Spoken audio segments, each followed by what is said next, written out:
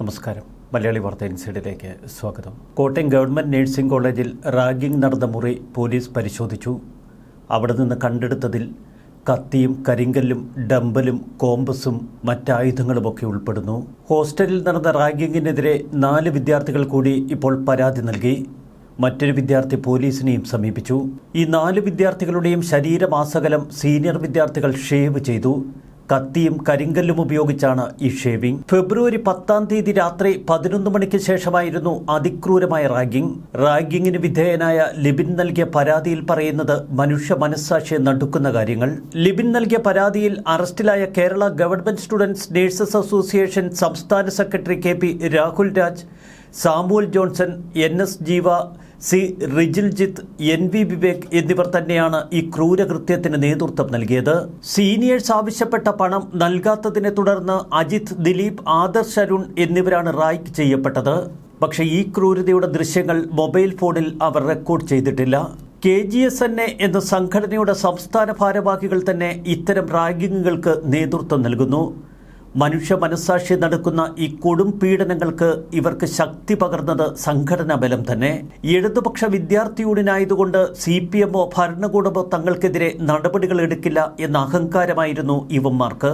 Ragging നടത്തിയ നരാധമന്മാർ മാത്രമല്ല, ഈ റാഗിങ്ങിന് കുടപിടിച്ചവർ തന്നെയാണ് ഇനി നിയമത്തിന് മുന്നിലേക്ക് വരേണ്ടത്. വിദ്യാർത്ഥികൾക്ക് നേരെ അതിക്രൂരമായ റാഗിംഗ് നടക്കുമ്പോൾ ഹൗസ് കീപ്പർ കം സെക്യൂരിറ്റി എന്നൊരു കഥാപാത്രം ആ ഹോസ്റ്റലിലുണ്ട്. വിദ്യാർത്ഥികളിൽ ഒരാൾ ഓടിച്ചെന്ന് സെക്യൂരിറ്റിയെ വിവരമറിയിച്ചു. എന്നാൽ അയാൾ ഇതിലൊന്നും ഇടപെട്ടില്ല. അയാളുടെ അണ്ണാക്കിലേക്ക് ഒഴിച്ചു കൊടുക്കുന്ന മദ്യം തന്നെയായിരുന്നു അയാൾക്ക് ഏറ്റവും അധികം ആവശ്യം. ഹോസ്റ്റലിൽ റാഗിംഗ് നടന്ന വിവരം താൻ അറിഞ്ഞില്ല, കുട്ടികൾ നിലവിളിക്കുന്നത് കേട്ടില്ല എന്നാണ് ഇപ്പോൾ ഇയാൾ പോലീസിന് മൊഴി നൽകിയിരിക്കുന്നത്. ഇക്കാര്യങ്ങളിൽ പോലീസിന് തികഞ്ഞ സംശയമുണ്ട്. സെക്യൂരിറ്റി അറിയാതെ ഇത്തരമൊരു കൊടും ക്രൂരത ആ ഹോസ്റ്റലിൽ നടത്താൻ കഴിയില്ല. സീനിയർ വിദ്യാർത്ഥികളുമായി അവിശുദ്ധ ബന്ധം ഈ സെക്യൂരിറ്റിക്കുണ്ട് എന്ന് പോലീസ് കൃത്യമായി സംശയിക്കുന്നു. ലിബിനെ റാഗ് ചെയ്യുന്നതിന്റെ ദൃശ്യങ്ങൾ പകർത്താൻ പ്രതികൾ അമലിനോട് നിർദ്ദേശിച്ചു. ഈ ദൃശ്യങ്ങളാണ് ഇപ്പോൾ കേസിൽ വഴിത്തിരിവായത്.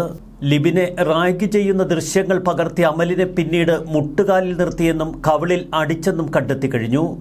ബോയ്സ് ഹോസ്റ്റലിന്റെ താഴത്തെ നിലയിൽ താമസിക്കുന്ന ജൂനിയർ വിദ്യാർത്ഥികളെ ഫോണിൽ വിളിച്ച് മുകളിലേക്ക് വരാൻ ഈ കാലൻ സീനിയേഴ്സുമാർ ആവശ്യപ്പെടും.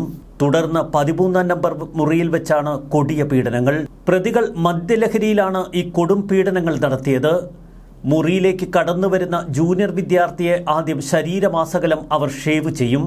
അച്ഛനും അമ്മയും എന്നെ ഇതുവരെ തല്ലിയിട്ടില്ല, എന്നാൽ ഇവിടുത്തെ ചേട്ടന്മാർ എന്നെ ദിവസവും തല്ലും. പൊട്ടിക്കരഞ്ഞുകൊണ്ട് അമൽ എന്ന വിദ്യാർത്ഥി തന്റെ അമ്മയെ ഫോണിൽ വിളിക്കുന്നു. ഈ ഫോൺ കോളാണ് ഈ കേസിൽ ഏറ്റവും നിർണായകമായത്. 3 മാസം സീനിയർ വിദ്യാർത്ഥികളുടെ ക്രൂര റാഗിങ്ങിനിരയായ മരോട്ടിച്ചാൽ കുന്നുംപുറത്ത് ഉണ്ണികൃഷ്ണന്റെയും അനിതയുടെയും മകൻ അമൽ കൃഷ്ണ കഴിഞ്ഞ തിങ്കളാഴ്ച രാത്രി അമ്മയെ വിളിച്ച് കരഞ്ഞു പറയുന്നു. ബെൽറ്റ് കൊണ്ടുള്ള അടിയേറ്റ് മുഖം വീർത്ത് വേദന സഹിക്കാൻ വയ്യാതെയാണ് അമൽ അമ്മയെ ഫോൺ വിളിച്ചത്. ഉടൻ വീഡിയോ കോളിലൂടെ അമ്മ തിരിച്ചു വിളിച്ചു. മകന്റെ മുഖം നീര് വന്നിരിക്കുന്നത് അമ്മയുടെ കണ്ണിൽ. പിറ്റേന്ന് തന്നെ അമലിന്റെ വീട്ടുകാർ കോളേജ് അധികൃതരെ വിവരമറിയിച്ച് നടപടി ആവശ്യപ്പെട്ടു. ഇതോടെ മർദ്ദനമേറ്റ മറ്റു കുട്ടികളും പരാതിയുമായി രംഗത്തെത്തി. പൂർണ്ണ നഗ്നനാക്കി നിർത്തും, ദേഹമാസകലം ഷേവ് ചെയ്യും, ഡിവൈഡർ കൊണ്ട് ശരീരത്തിന്റെ കഴുത്തു മുതൽ താഴെ പാദം വരെ അവർ കുത്തിമുറിവേൽപ്പിക്കും, ബെൽറ്റ് കൊണ്ട് അടിച്ച് ക്രൂരമായി അവർ ആനന്ദിക്കും. മുട്ടുകുത്തിച്ച് നിർത്തിയാണ് ഈ ബെൽറ്റ് കൊണ്ടുള്ള മർദ്ദനം. ഓടാൻ ശ്രമിക്കുമ്പോഴൊക്കെ വാതിൽ ഉള്ളിൽ നിന്നടച്ച് അവർ ക്രൂരമായി മർദ്ദിക്കും. രാത്രി മുഴുവൻ ഉറങ്ങാതിരുത്തും. മുട്ടുകുത്തിച്ച് നിർത്തിയാണ് ഈ രാത്രികാലങ്ങളിൽ ഉറങ്ങാതിരിക്കേണ്ടത്.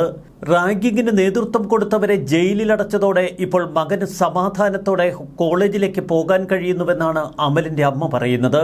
എന്നാൽ ഈ റാഗിംഗ് നടത്തിയ ക്രൂര പീഡകർക്ക് അവരുടെ സംഘടനയിൽ നിന്നും CPMൽ നിന്നുമൊക്കെ ഇപ്പോഴും ധാരാളം പിന്തുണ ലഭിക്കുന്നുവെന്ന ഭയം മറ്റു വിദ്യാർത്ഥികൾക്കുണ്ട്. കോളേജിലെ വിദ്യാർത്ഥികളുടെ ക്ഷേമമന്വേഷിക്കാൻ അവിടെ ഉത്തരവാദിത്തപ്പെട്ട കസേരയിലിരിക്കുന്ന ഒരാളുണ്ട്. College principal AT Sulekha. Assistant വാർഡന്റെ ചുമതലയുള്ള അസിസ്റ്റന്റ് പ്രൊഫസർ അജീഷ് P മാണിക്കും വിദ്യാർത്ഥികളുടെ കാര്യം അന്വേഷിക്കലാണ് മുഖ്യ ചുമതല. ഇവർ 2 പേർക്കും നമ്മുടെ ഖജനാവിൽ നിന്നാണ് അവരുടെ ശമ്പളം എണ്ണിക്കൊടുക്കുന്നത്. നമ്മുടെയൊക്കെ നികുതി പണം.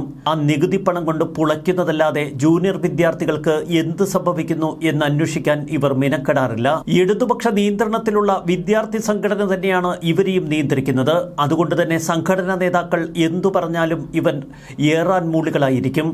അതുകൊണ്ട് തന്നെ ഹോസ്റ്റലിൽ നടക്കുന്ന ക്രൂരപീഡനങ്ങൾ അറിഞ്ഞാലും ഇവർ കണ്ടില്ല എന്ന് നടിക്കും. ഇപ്പോഴിതാ കോളേജ് പ്രിൻസിപ്പാളിനെയും അസിസ്റ്റന്റ് പ്രൊഫസറെയും സസ്പെൻഡ് ചെയ്തുവെന്ന് സർക്കാർ പറയുന്നു. Principal professor Sulekha AT, assistant professor Ajeesh P Mani എന്നിവർക്കെതിരെയാണ് സർക്കാർ നടപടി.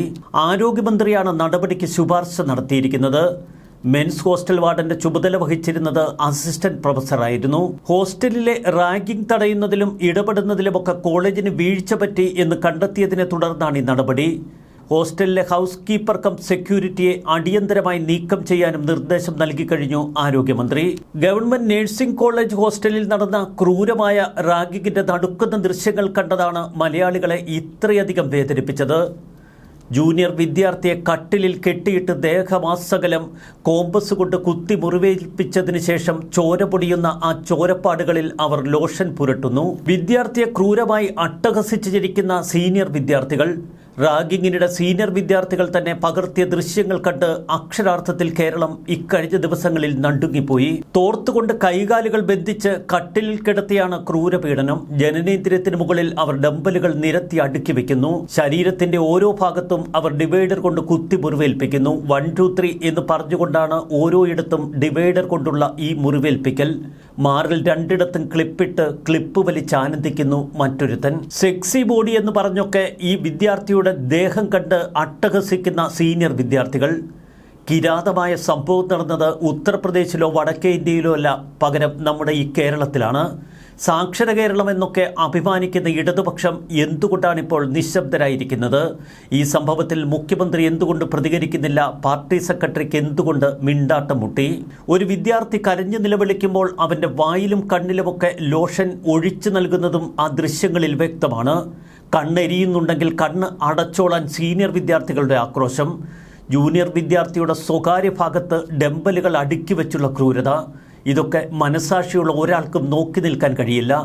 അവൻ്റെ പുക്കിളിന് ചുറ്റും അവർ കോമ്പസ് കൊണ്ട് മുറിവേൽപ്പിച്ച് വട്ടം വരയ്ക്കുന്നു. എല്ലാ ആഴ്ചയിലും സീനിയർ വിദ്യാർത്ഥികൾക്ക് മദ്യം വാങ്ങാൻ ഈ ജൂനിയേഴ്സ് 800 രൂപ വീതം നൽകണമത്രേ. പിറന്നാൾ ആഘോഷവുമായി ബന്ധപ്പെട്ട് സീനിയർ വിദ്യാർത്ഥികൾ 2000 രൂപ ചോദിച്ചതാണ് ഈ ക്രൂരമർദ്ദനങ്ങൾക്കുള്ള കാരണം. പണപ്പിരിവും ആവാസത്തരവും അതിക്രൂരമായ പീഡനവും. ഇതൊന്നും റാഗിംഗ് എന്നല്ല നമ്മൾ പറയേണ്ടത്. സാഡിസത്തിൻ്റെ ഏറ്റവും വലിയ മൂർത്തിഭാവമാണ് കോട്ടയം ഗവൺമെൻറ് നഴ്സിംഗ് കോളേജിൽ കണ്ടത്. ഇതൊരു നാട്ടിൻ്റെ അരാജകത്വത്തിൻ്റെ ലക്ഷണമാണ്. ഭരണകൂടത്തെ ഭയപ്പെടാത്ത, നിയമത്തെ ഭയപ്പെടാത്ത ഒരു കൂട്ടം കിരാതന്മാർ ഇവിടെ നിയമം കയ്യിലെടുക്കുന്നു. അവർ നിസ്സഹായരായ വിദ്യാർത്ഥികളെ പീഡിപ്പിച്ച് ആനന്ദം കണ്ടെത്തുന്നു. ഇവരെയൊന്നും ഇനി പുറം ലോകം കാണിക്കരുത്. അവർക്ക് വേണ്ടി സംസാരിക്കാൻ ഇവിടെ രാഷ്ട്രീയ നേതാക്കളുടെ നാവ് ഉയരരുത്.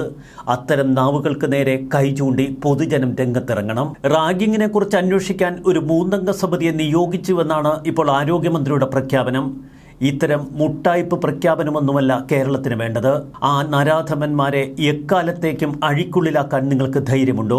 ഇനിയൊരു കോളേജിൻ്റെ പടിയും അവന്മാരെ കൊണ്ട് ചവിട്ടിപ്പിക്കാതിരിക്കാനുള്ള തൻ്റെ ഇടമാണ് ഈ സർക്കാരിന് വേണ്ടത്, ആരോഗ്യമന്ത്രിക്ക് വേണ്ടത്. വിചിത്രമായ ചില പ്രസ്താവനകളും നമുക്ക് മുന്നിലുണ്ട്. ഗവൺമെൻറ് മെഡിക്കൽ കോളേജ് 1-ാം വർഷ GNM വിദ്യാർത്ഥികളെ റാഗ് ചെയ്തവർക്കെതിരെ കർശന നടപടി സ്വീകരിക്കണമെന്നാണ് ഇപ്പോൾ Kerala government students nurses association സംസ്ഥാന കമ്മിറ്റി ആവശ്യപ്പെടുന്നത്. ഇവർക്കൊന്നും നേരത്തെ കണ്ണു മൂക്കുമില്ലായിരുന്നു എന്ന് നമ്മൾ ചോദിച്ചു പോകും. ഇവരുടെ ചെവി എന്താ കൊട്ടിയടക്കപ്പെട്ടിരിക്കുകയായിരുന്നു? KGSNAയുടെ പ്രാഥമിക അംഗത്വത്തിൽ നിന്ന് 5 വിദ്യാർത്ഥികളെയും ഫെബ്രുവരി 11 പുറത്തിറക്കിയെന്ന ഇവരുടെ പത്രക്കുറിപ്പ്. ഇതൊന്നും ഒരു സംഘടനയ്ക്ക് ഭൂഷണമല്ല. വിചിത്രമായ വാദങ്ങളും അവകാശവാദങ്ങളുമായി പുറത്തിറങ്ങുന്ന ഈ സംഘടന ഇതുവരെ ഏത് മാളത്തിലായിരുന്നു? നിങ്ങളുടെ സംസ്ഥാന സെക്രട്ടറി തന്നെയല്ലേ ക്രൂരമായി പീഡനങ്ങൾക്ക് നേതൃത്വം കൊടുത്തത്? ധാർമ്മികതയുണ്ടെങ്കിൽ ഇവിടെ രാജിവെക്കേണ്ടത് ആരോഗ്യമന്ത്രിയാണ്. ഇതിന് കേരളത്തോട് മാപ്പിരക്കേണ്ടത് സാക്ഷാൽ മുഖ്യമന്ത്രി പിണറായി വിജയനാണ്. കോട്ടയം ഗവൺമെൻറ് നഴ്സിംഗ് കോളേജിലെ അതിക്രൂരമായ ഈ സംഭവത്തെ റാഗിംഗ് എന്നല്ല നമ്മൾ വിശേഷിപ്പിക്കേണ്ടത്, പകരം സാഡിസത്തിൻ്റെ ഏറ്റവും മൃഗീയമായ തലം. ഒരുപക്ഷെ ഭീകരന്മാർ പോലും ചെയ്യാനറയ്ക്കുന്ന കൊടും ക്രൂരതകളാണ് കേരളത്തിലെ ഈ നഴ്സിംഗ് വിദ്യാർത്ഥികൾ നടത്തിയത്. നാളുകളിൽ നമ്മുടെ മാലാഖമാരാകേണ്ടവർ, കേരളത്തിലെ സാധാരണ ജനങ്ങളെ അല്ലെങ്കിൽ ലോകത്തെവിടെയെങ്കിലും പോയി സാധാരണ ആളുകളെ ശുശ്രൂഷിക്കേണ്ടവർ, ഇത്തരം കിരാതന്മാരുടെ മുന്നിലകപ്പെടുന്ന സാധാരണ മനുഷ്യരുടെ നിസ്സഹായ അവസ്ഥ ഒന്ന് ചിന്തിച്ചാൽ ഈ സാഡിസ്റ്റുകളെ, ഈ സൈക്കോ ക്രിമിനലുകളെ ഇനി വെറുതെ വിടരുത്. ന്യൂസ് ഡെസ്ക് മലയാളി വാർത്ത ഇൻസൈഡ്.